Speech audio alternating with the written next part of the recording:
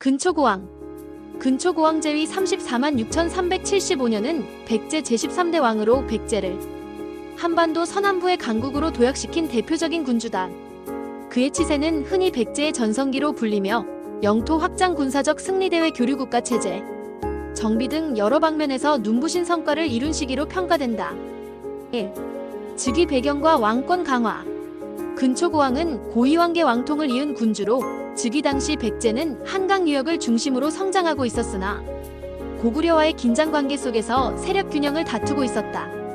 그는 즉위 이후 귀족 세력을 정비하고 왕권을 강화하는 데 힘썼다. 중앙 귀족을 통제하고 지방 세력을 재편함으로써 보다 강력한 중앙 집권 체제를 구축했다. 이러한 정치적 안정은 이후 대규모 정복 활동의 기반이 되었다. 2. 마한 정복과 남방 진출. 근초고왕은 먼저 남쪽의 마한 세력을 정복해 전라도 일대를 완전히 장악했다.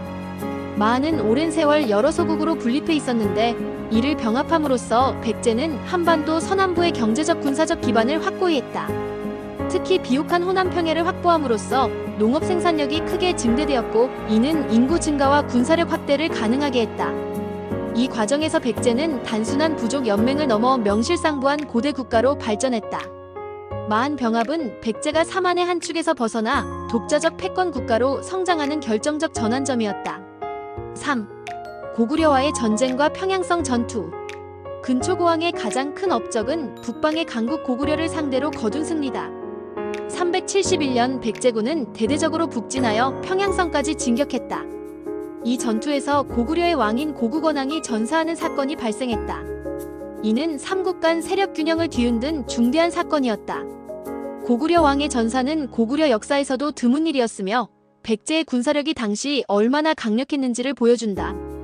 이 승리로 백제는 한강 유역과 서해안 일대의 패권을 확고히 했고 삼국 중 가장 우세한 위치에 서게 되었다. 4. 중국 동진과의 외교. 근초고왕은 군사적 확장뿐 아니라 외교에도 능했다. 그는 중국 남조 국가인 동진과 외교 관계를 맺고 책봉을 받았다. 이를 통해 국제적으로 왕권의 정통성을 인정받고 선진 문물을 적극적으로 받아들였다. 동진과의 교류는 학문 불교 문물 제도 발전에 긍정적 영향을 주었다. 백제는 이를 바탕으로 문화적 수준을 높이고 국제 질서 속에서 당당한 외교 주체로 자리매김했다. 5. 외와의 교류 확대. 근초고왕 때에는 일본 열도외와의 교류도 활발했다. 백제는 철기 문화와 한자, 유학 지식 등을 전파하며 외의 정치 문화 발전에 영향을 미쳤다. 이러한 관계는 단순한 교역을 넘어 군사적 협력 관계로도 이어졌다. 백제의 선진 문화는 이후 일본 고대 국가 형성 과정에 중요한 자극을 주었으며 양국 관계의 뿌리가 이 시기에 형성되었다고 평가된다. 6. 문화 발전과 역사 편찬. 근초고왕 시기에는 학문과 문화도 크게 발전했다.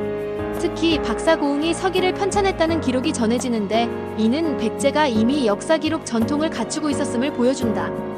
비록 현존하지는 않지만 국가 차원의 역사의식이 존재했음을 시사하는 중요한 단서다. 또한 한자의 활용이 확대되고 지배체제가 정비되면서 행정 운영의 효율성이 높아졌다. 7. 역사적 의의.